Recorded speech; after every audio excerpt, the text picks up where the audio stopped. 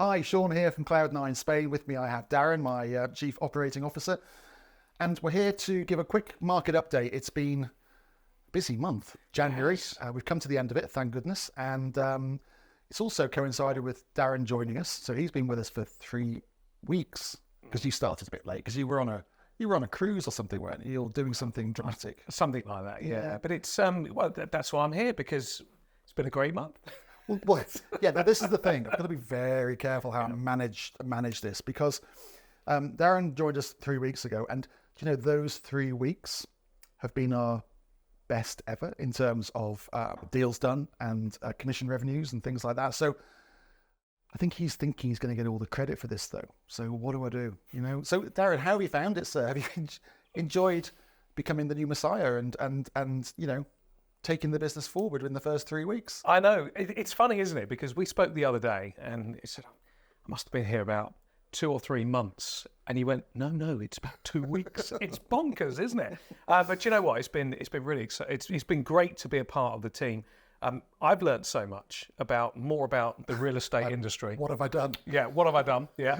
But it's been brilliant. It's been great to meet the Cloud9 team properly and really, you know, understand where they're coming from and their needs, and helping them to help the client experience even more, which is brilliant. We've been having some great video content going out there. And in this world of competitiveness with the real estate industry, everyone's looking to video now. And we're very much on that journey as well, aren't we? And it's very, very exciting. So for me, seeing the operations, the attention to detail of what Cloud9 do, and the lengths they go to work with individuals, with the clients, and the feedback of the stats, it's just brilliant. It's a really well-oiled machine, which is fantastic. Well, that's great to hear from a relative newcomer to our business. And I said to you when you came on board, I said, look, I don't want to reinvent the wheel because I think we're good at what we do, but we can always be better. So I've said to you, look, let's just tweak a few things in terms of the way that we do it, the level of detail we go to. And I think it's great that you feel you can help us get there. And having met the team, you can see the talent in the squad. Now it's all about getting that team to play to their strengths so that we become better as individuals and better as a business. But going back to the sort of where the market is, because January, I know a lot of agents normally, and a lot of businesses normally count December and January together as 1 month because the end of December is normally kind of people settling down for the Christmas season, and the start of January, they always say, you can't get any decisions made because people are still getting over Christmas and New Year. And it doesn't help, of course, being in Spain with the Three Kings on the 6th of Jan. So the year tends to start a little bit later, but my goodness, the year has started with a bang. Yeah, it's been interesting to see the clients coming forward. It's not just the UK, it's parts of Europe, Scandinavia. Huge amount of interest now from the States. And we were talking about this the other day. It seems now that a lot of clients in the States are wanting to come down to the coast here and are really genuinely interested in it. And it's quite fascinating to see because I think that's going to open up a really exciting new marketplace. Absolutely. And they buy in a different way than maybe Europeans who are very familiar with the Costa del Sol. Most of the American clients that we get, they haven't even been here, but they've heard about it, maybe from friends or family or contacts. And I think Marbella has also helped itself, the way it's marketed itself as the California of Europe. So there's an instant kind of recognition from American clients that, that could be a place for me because everybody loves California.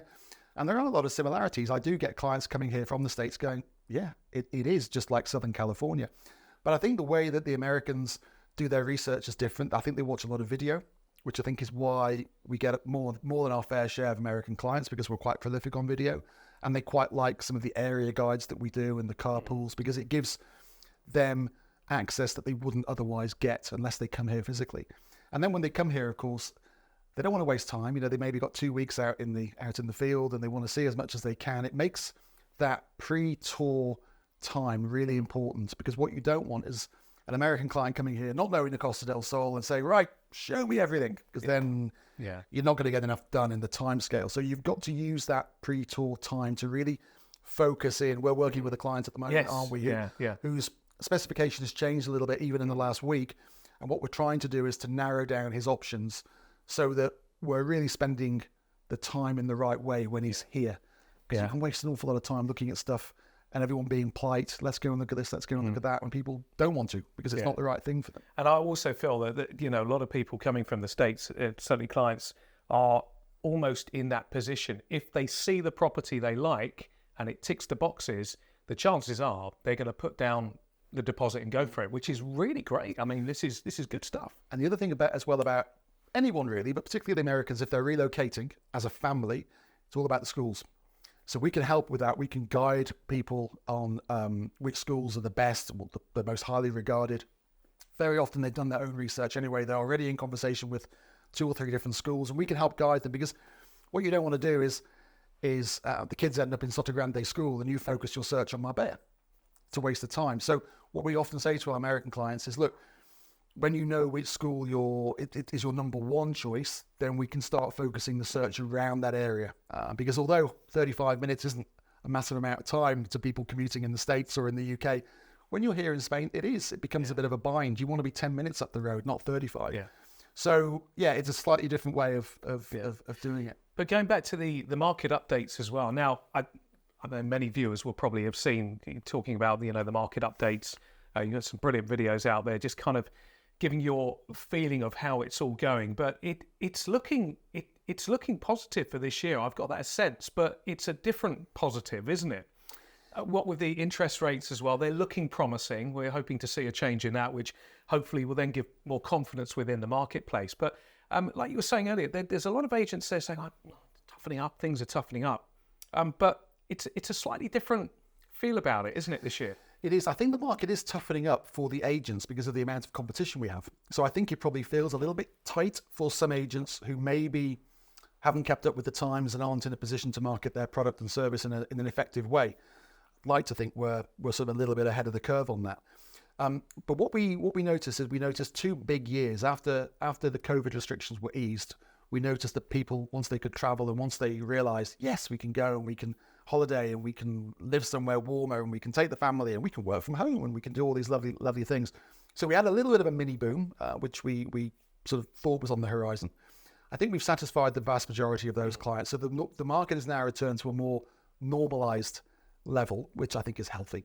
So we've had some price rises. We've seen a few little drop-offs over the last sort of 3 to 4 months, really.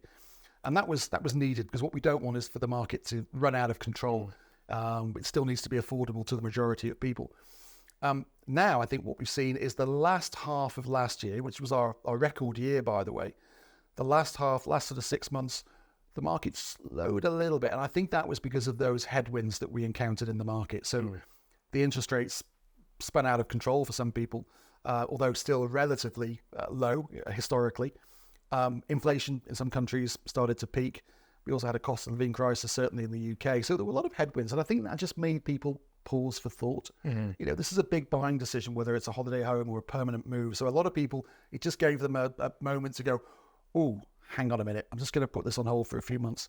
And that's what we've seen. And I think that's why this year, in January particularly, was so strong so far, because I think they were people who have maybe looked at the economic indicators and have gone, okay, things are starting to turn, which it appears they are. You know, the interest rates seem to be coming down nice and slowly. It's good news. It is good news because, you know, I know from personal experience, it makes a difference to those mortgage payments. So, you know, particularly if you can get a nice fixed rate. And so I think people just thought, you know what, I don't need this right now. Let's just wait until the new year. And we've seen some serious activity so far this month. I think also what I'm finding is that properties being on the market, if they've been hanging around a bit, they're probably the price is having to adjust now, isn't it? Where, you know, before it might have been, you know, let's put a price on this villa and let's get it sold or apartment. I think we're seeing more realistic pricing, aren't we now? Absolutely. I'm a really sad person because every morning at about 8:30, I get an email and it gives me all the price moves in the market with all our shared databases from all the agents. And I would say of any price correction, whether it's up or down, I would say 80% are down. Now you might think, oh, panic in the market. No, it's just that people who were getting a little bit excitable, a little bit greedy, may I say, during those couple of boom years we had after COVID, I think have just gone, okay, yeah, maybe I was being a bit cheeky. And the prices aren't coming down. We're not seeing half price offers or anything like that. We're talking in the main sort of between 2 and 7%, I would say, generally. So the 5 is the average, 5% coming off the price, which is good because, you know, I think if things get to a more normalized level, and there's more buyers, as I say, who can afford the products, then the healthier the market will become. Great stuff. It's always insightful, isn't it? We're going to do one of these every month, aren't we? Just a nice update to keep everybody updated with what we're doing. We are, because things can move very quickly. We know there's a few hot points in the world at the moment with regards to conflict, which is never good. Things like that can knock confidence. Things like, a change in the exchange rate, for instance. The Brits are always particularly sensitive about changes in the value of sterling, and who can blame them? So there's always something kind of as a headwind, and there's always something as a tailwind, and you just got to work out sometimes, if you want something badly enough, just go and do it. But there's always those buffeting factors in play. So keep watching every month. We look forward to seeing you when you join us next time. From Sean and myself, catch you soon.